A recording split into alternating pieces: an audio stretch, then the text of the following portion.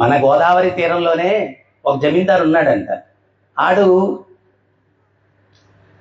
అపర కోటీశ్వరుడు. ఆడింటి పక్కన ఒక చిన్న పూరి గుడిసెలో ఒక కూలి పని చేసుకునేవాడు ఉండేవాడు. ఈ అపర కోటీశ్వరుడు జమీందారికి ఎప్పుడు టెన్షనే, వాడికి ఎప్పుడు విపరీతమైన టెన్షన్లు ఉండేటివి.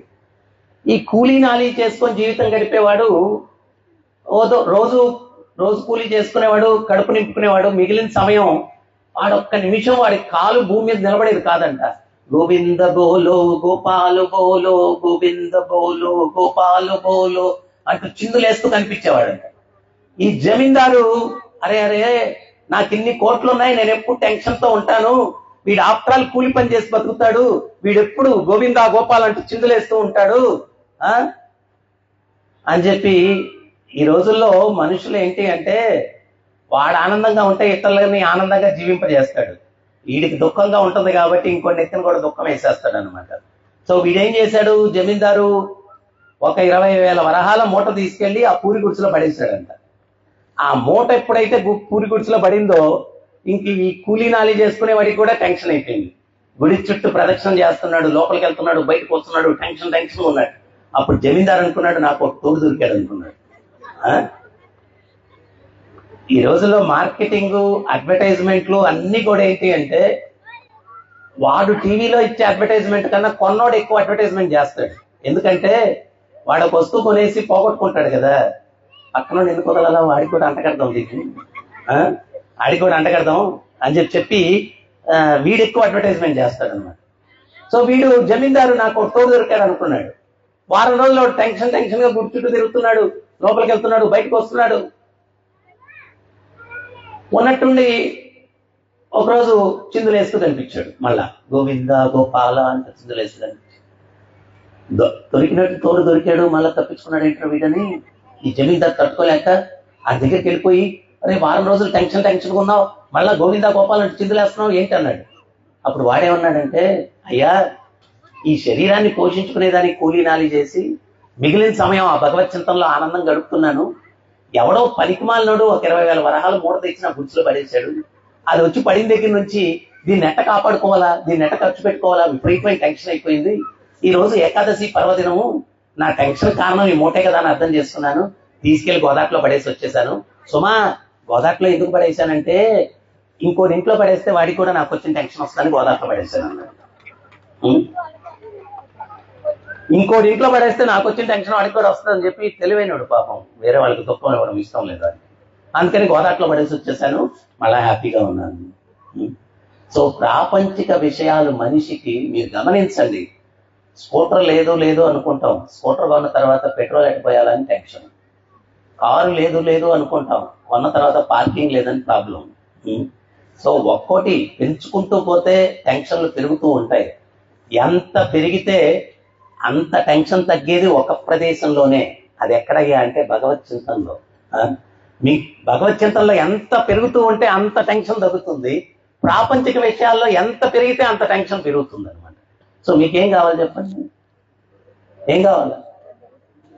గురువుగారు వాళ్ళండి, ఇంత రోజు జీవితం అంతా దుఃఖాలు టెన్షన్లు పడి ఒక్కసారి వదిలేయమంటే ఎట్టండి, కొంచెం కష్టంగా ఉంటుందండి, ఉండండి కొంచెంసేపు, ఇంకా కొన్ని రోజులు మేము ఏడుస్తావులండి అంటారండి.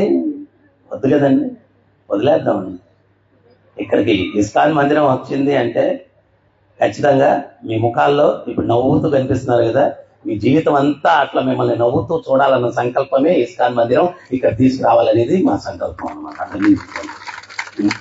ఎప్పుడు నవ్వుతూ కనిపి హ్యాపీగా అందరూ నవ్వుతూ ఉంటారు. సర్వే జన సుఖినో భవంతు. మరి ఆ నవ్వు ఆ ఆత్మజ్ఞానం భగవతత్వంలో భగవత్ చింతనలో ఉంటుంది అన్నమాట. సో అందువల్ల ఇక్కడ ఒక మంచి సంకల్పం ఇది మందిర నిర్మాణం అన్నటువంటిది. మామూలుగా మందిర నిర్మాణాలు ఇవన్నీ కూడా, నేను ఒకసారి ప్రొద్దుటూరులో కృష్ణాలయం కట్టారని నన్ను అక్కడ ఓపెనింగ్ కి పిలిచారు. ఉపన్యాసం జరుగుతూ ఉంటే పెద్ద గొడవ జరుగుతూ ఉంది. ఏంటయ్యా అన్నాను. ఉపన్యాసం అన్నా అందరినీ ఎన్నిందయ్యా, గొడవ ఏంటి, తర్వాత చూద్దాము అన్నాను. సరే కొంచెం సద్దుమణి గారు ఉపన్యాసం అయిన తర్వాత పంచాయతీకి నా దగ్గరికి తీసుకొచ్చారు. ఆడంట డోనరు, గురుగారు ఈ గోడ నేను స్పాన్సర్ చేశాను, నా పేరు గోడ మీద వేస్తా అన్నారు. వేయలేదు, ఈ రోజే పడగొట్టేస్తాను గురుగారు. ఇప్పుడు శుభవాని గుడి రోజు ఓపెన్ చేస్తే గోడ కొట్టేస్తానంటారు. వాళ్ళు అంటారు, అయ్యా అన్ని గోడల మీద రాస్తే బాగోదని చెప్పి అక్కడ శిలాఫలకం మీద వేసాం అయ్యా ఆయన పేరు అంటారు. ఆహా, గోడ మీదే కావాలి నాకు అంటారు. అదే మందిరం అనేది ఎందుకంటే మనం అహంకారం తొలగించుకునేదానికి. హనుమంతుల వారి దగ్గరికి వాల్మీకుల వారు వచ్చి అడుగుతారంట, ఏమయ్యా సీతమ్మని కనుగొనేయడానికి నువ్వు లంకకి వెళ్ళావు కదా, ఆ దాంట్లో నువ్వే హీరోవి, అందుకని ఆ కాండకి హనుమత్ కాండ అని పేరు పెట్టామన్నారంట. అంటే హనుమంతుడు అన్నాడంట, ఈ పేరు ప్రతిష్ట నాకు దేనికి స్వామి, నాకేం వద్దు అన్నాడంట. మనం ఎవరో ఒక పూర్వానికి ఒక ఆయన ఒక ఫ్యాన్ డొనేట్ చేశాడంట దేవస్థానానికి. ఇట్లాగే ఉక్క పుడుతుంది, ఎండాకాలం, ఫ్యాన్ వేస్తున్నారు భక్తులు. ఈ డొనేట్ చేసిన ఆయన వచ్చి ఆపేస్తా ఉన్నాడు, మళ్ళా వేస్తున్నారు, మళ్ళా ఆపేస్తున్నారు. అప్పుడు ఒక భక్తుడు వెళ్ళి ఆయన అన్నాడంట, ఏమయ్యా ఇంత ఉక్క పడుతుంటే ఫ్యాన్ ఆపేస్తావేంటి నువ్వు అంటే, ఏయ్ నేను దాన్ని డొనేట్ చేశా అన్నాడంట. అయ్యి ఉండొచ్చాయా స్వామి, అయినా ఎందుకు ఆపేస్తున్నారన్న. తెలివి లేనోడా, 4 రెక్కల మీద ఇంట్లో 4 పేర్లు రాయిపించాను రా, తిరిగితే ఎవడ కనపడదు, అందుకని ఆపేస్తున్నా అన్నాడు. సో పేరు ప్రతిష్ట కోసం ఇట్లుంటది. ఇక్కడ ఏం గుర్తింపు కోరుకున్నా ఇక్కడే ఉంటాం. ఇక్కడ నాకేం గుర్తింపు వద్దంటే భగవంతుడి దగ్గరికి వెళ్తాం, ఈ దుఃఖాల సముద్రం నుంచి, ఈ దుఃఖాలయం నుంచి మోక్షం పొందుతాం. సో అందువల్ల నిష్కామంగా సేవ చేయండి. నాకు అది కావాలి, ఇది కావాలి. ఇవన్నీ ఎందుకు ముందే చెప్తున్నానంటే నాకు జరగబోయేటి ముందే కనిపిస్తుంటాయి, అందుకని కొంచెం చెప్పేస్తే మంచి భావనతోటి పాల్గొంటారు. మీకు అనంతపూర్లో ఒక పెద్ద దేవాలయం కట్టాం, రథం మోడల్లో ఉంటుంది. ఆ భూమి పూజ జరిగే రోజు ఒక వ్యక్తి స్లిప్ ఒక క్లాస్ పంపిస్తూ ఉన్నాడు నా దగ్గరికి. ఏమనంటే, నాకు ఒకే ఒక నిమిషం మాట్లాడడానికి అవకాశం ఇవ్వండి. అతను ఎవరో తెలియదు మనకు, వేదిక మీదకి ఎట్లా పిలుస్తాం అని చెప్పి అనుకుంటూ ఉంటే సరే అతను 10 సార్లు పంపించాడు స్లిప్. సరేనని చెప్పి వేదిక మీద పిలిచాం. అతను మైక్ తీసుకొని ఒకటే అన్నాడు. అక్కడ మంత్రులు చాలా మంది ఉన్నారు స్టేజ్ మీద. అతను ఏమన్నాడంటే, ఈ అనంతపురం కరువు ప్రాంతము, కానీ ఇస్కాన్ వాళ్ళు ఇంత పెద్ద 2 ఎకరాల్లో పెద్ద మందిరం కట్టాం. ఇంత పెద్ద మందిరం కట్టడానికి సంకల్పం చేశారు ఈ కరువు ప్రాంతంలో. శక్తి ఉన్న వాళ్ళు ఏదైనా సేవ చేసి సహకరించండి, శక్తి లేని వాళ్ళు చూసి ఆనందించండి. ఎవరు కూడా ఆ యజ్ఞాన్ని ఆటంకపరచడానికి మాత్రం ప్రయత్నం చేయొద్దు. ఇది అందరినీ విజ్ఞప్తి చేసుకోవాలని నేను మైక్ ఒక నిమిషం మాట్లాడడానికి అవకాశం ఇవ్వండి అని చెప్పి అన్నాడు. సో ఈ రోజుల్లో లోక కళ్యాణానికి పాటుపడేటువంటి వ్యక్తులు తక్కువ. అన్ని లోక వినాశన కార్యక్రమాలే ఎక్కువ జరుగుతూ ఉంటాయి, దానికే ఎక్కువ ప్రోత్సాహం ఉంటుంది. ఇటువంటివన్నీ ప్రవాహానికి ఎదురీత అని చెప్తారు ఆచార్యులు. సో అటువంటి సందర్భంలో మనం ఏంటి అంటే, ఆ సత్సంకల్పంలో మనందరం కూడా సద్భావనతో పాల్గొని అది ఒక కార్యరూపాన్ని దాల్చి లోక కళ్యాణానికి వినియోగపడేటట్లుగా మనందరం సహకరించాలని చెప్పి నేను మిమ్మల్ని కోరుకుంటున్నాను. అది అవసరం. తర్వాత ముఖ్యంగా మందిరం ప్రభుపాదుల వారి ఉద్దేశంలో ఏంటి అంటే, నేను ఇందాక చెప్పాను ప్రకృతి నియమాలు.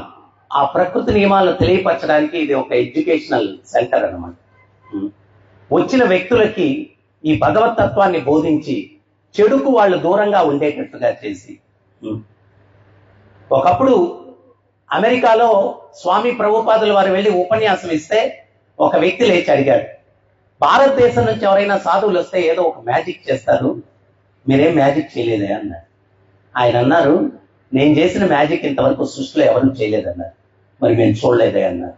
అప్పుడు ఆయన, కొన్ని వేల మంది అమెరికన్లు, యూరోపియన్లు నా ముందు కూర్చొని ఉన్నారు, మీకు బోడి కొట్టి పిలక పెట్టి కట్టు బొట్టు నడవడిక రాక్షసులు లాంటి మిమ్మల్ని సాధువులుగా మార్చాను, ఇంతకన్నా మ్యాజిక్ ఏముంటుంది అన్నారు. ఇంతకన్నా మ్యాజిక్ ఏముంటుంది? చాలా మంది ఏమనుకుంటారంటే, ఆధ్యాత్మిక చింతన అంటే సోమవారం పూజ చేస్తే మంగళవారానికి లాటరీ తగలాలనుకుంటారు. నీ నడవడికలో మార్పు రానంత వరకు నీకేం మంచి జరగదు. ఇది సకల శాస్త్రాల యొక్క సారాంశం. అది నీ నడవడికలో మార్పు రావాలి. మీకు ఒక ఉదాహరణ ఇస్తాను.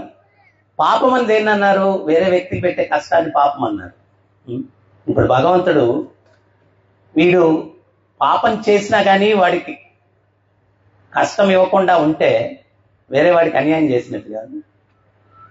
ఇప్పుడు జడ్జి ఉన్నాడు, ఎవడన్నా దుర్మార్గుడు ఉన్నాడు, వాడు హత్యలు చేశాడు, అత్యాచారాలు చేశాడు, వాడి దగ్గరికి వెళ్ళి జడ్జి ముందు నిలబెట్టారు, వాడిని తీసుకెళ్ళి.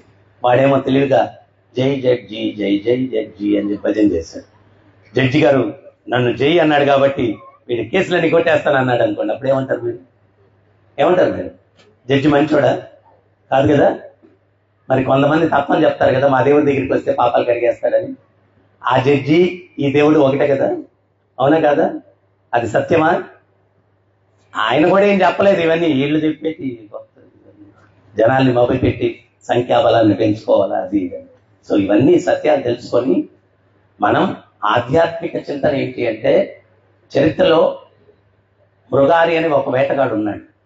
వాడు జంతువును సగం చంపి గిలగిలా తన్నుకుంటుంటే చూసి ఆనందించేవాడు. నారదుని అటు వెళ్తూ చూశాడు, వీడేమంటారా దుర్మార్గుడు, జంతువుని ఏదో పూర్తిగా చంపచ్చు కదా, అవి సగం చనిపోయి గిలగిల తన్నుకుంటుంటే చూసి ఆనందిస్తున్నాడు. వాడి దగ్గరికి వెళ్ళి అడిగాడు, ఏంటో ఎందుకు చేస్తున్నావు ఇవన్నీ అన్నాడు. నా భార్య పిల్లలను పోషించుకునేదానికి అన్నాడు. నారదుని తెలివిగా ఒక విషయం చెప్పాడు, మీ భార్య దగ్గరికి పిల్లల దగ్గరికి వెళ్ళి అడుగు, నువ్వు చేసిన పాపాల్లో సగం ఏమన్నా వాళ్ళు పంచుకుంటారేమో అన్నాడు. వీడు వెళ్ళాడు, భార్యని అన్నాడు, ఏమే పాపాలన్నీ మీకోసం చేస్తున్నాను కదా, నువ్వేమన్నా పంచుకుంటావా అన్నాడు. బాలేటోడివే, పట్టుకున్న దానికి నువ్వే అనుభవించు, నేను ఎందుకు పంచుకోవాలా నింది పాపం. పిల్లల దగ్గరికి అడిగితే కన్నదానికి నువ్వే అనుభవించు, మేమెందుకు అనుభవించాలన్నారు పిల్లలు. అప్పుడు జ్ఞానోదయం కలిగింది, స్వామి వాళ్ళ కోసం ఇవన్నీ చేస్తున్నాను అనుకున్నాను, ఇప్పుడు కూడా మనోళ్ళు ఎవరన్నా ఏంటయ్యా అంత కకృతి పడి సంపాదిస్తున్నావు అంటే, ఉన్నారు కదా వెనకాల 4 రాళ్ళు వెనకేసుకుంటే ఉంటాయని, వెనక పడవు నాయన నెత్తినే పడతాయి. నీకు అర్థం కావట్లేదు, వెనకేం పడవు, ఎవడు చేసుకుందో వాడి నెత్తినే పడుతుంది కర్మ. ఎందుకంటే ఈరోజు ఎంత మనం ఆధ్యాత్మిక అంధకారంలో ఉన్నామంటే, మనం చేసిన పాపానికి మనకు కష్టం వస్తుంది అనే జ్ఞానం కూడా లేదనమాట. ఒకసారి గుంటూరులో ఒక ఆమె వచ్చింది, ఉపన్యాసం అయిపోయిన తర్వాత, గురువు గారు ఏ పాపం చేసి ఎరగనండి నేను, మాకు చాలా కష్టాలు ఉన్నాయండి అని చెప్పి అనింది అనమాట. అట్టెట్టా ఉంటదమ్మా, నీకు తెలియకుండా ముందు జన్మలో చేస్తుంటావు, ముందు జన్మ ఏమో కానీ స్వామి ఈ జన్మలో అయితే అసలు పాపాలే చేసి ఎరగం స్వామి, మేము చాలా ధర్మంగా ఉంటాం స్వామి, అది ఇది అని చెప్పి ఏదో చెప్పింది అనమాట. అప్పుడు నాకు అసలు మీరు ఏం చేస్తారమ్మా, మీ బ్యాక్గ్రౌండ్ ఏంటి అన్నాను. ఏమీ లేదు స్వామి, మాకు 6 బార్లు రెస్టారెంట్లు ఉన్నాయండి, ఒక 3 బ్రాందీ షాపులు ఉన్నాయండి, 4 క్లబ్బులు ఉన్నాయండి అని పెద్ద లిస్ట్ జరిగింది. ఇంకేం కావాలి నువ్వు పాపం చేయడానికి? ఇంకేం కావాలి నువ్వు పాపం చేయడానికి? అంటే వాళ్ళు చేసిన పాపానికి కష్టాలు వస్తున్నాయి అనేటువంటి తెలియనటువంటి అజ్ఞానంలో ఉన్నాం మనం. సో మనం పాపం చేయకుండా ఉండాలంటే మనసు పవిత్రంగా ఉండాలా. మనసు పవిత్రంగా ఉండాలా అంటే ఆధ్యాత్మిక చింతన ఉండాలా. ఎప్పుడైనా గుడికి వెళ్ళినప్పుడు ఈరోజు ఈవెన్ నేను కొన్ని పాపాలు చేసేవాళ్ళు కూడా ఈ రోజు గుడికి రామస్వామి అంటారు. ఏమంటే ఈ రోజు ఏదో చేయలేండి, ఈ రోజు రావులేండి అంటే ఆ పాపం చేసి గుడికి వెళ్ళాలంటే కొంచెం భయం అన్న ఉంది. సో ఎందుకు అంత భయపడుతూ పాపం చేసి కష్టాలు కొని తెచ్చుకోవడం? అందుకని మనం ఏంటి అంటే, మందిరం అనేటువంటిది ఒక మంచి మార్గదర్శకాన్ని మనకు చూపించడం కోసం మందిరాన్ని మనం నిర్మాణం చేస్తాం. దాని ద్వారా ప్రచారం చేసి వ్యక్తుల్లో పరివర్తన తీసుకురావడం కోసం మందిర నిర్మాణం.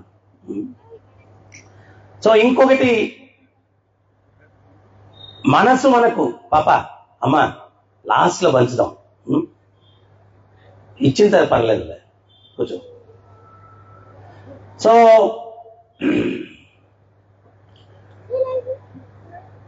ముఖ్యంగా స్వామి ప్రభుపాదులు వారు చెప్పారు, మీరు అమెరికన్లు ఆఫ్రికన్లు ఇంతమందిని మార్చారు, రాక్షసులు అంటే మిమ్మల్ని సాధువులుగా మార్చారు. ఆయన ఏ రకంగా మార్చగలిగారు వాళ్ళందరినీ? ఉన్నత రుచి ఇచ్చారు. ఉన్నత రుచి. ఎవరికైనా సైకిల్ పోయేవాడికి సైకిల్ వదిలేసి నడుచుకొని వెళ్ళరా అంటే సైకిల్ వదిలేదు, స్కూటర్ ఇచ్చి సైకిల్ వదిలేదు అంటే వదిలేస్తారు.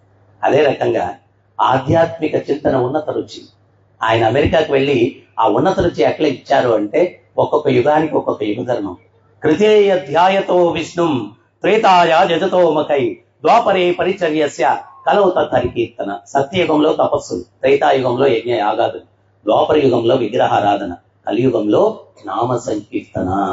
ఆయన పార్కుల్లో అక్కడంతా కూర్చొని ఈ హరే కృష్ణ మంత్రాన్ని భజన చేస్తూ ఉంటే దాన్ని అనుసరించి వాళ్ళ జీవితాల్లోకి ఆ నామ సంకీర్తన తీసుకొని పరివర్తన తెచ్చుకున్నటువంటి వారు ప్రపంచవ్యాప్తంగా.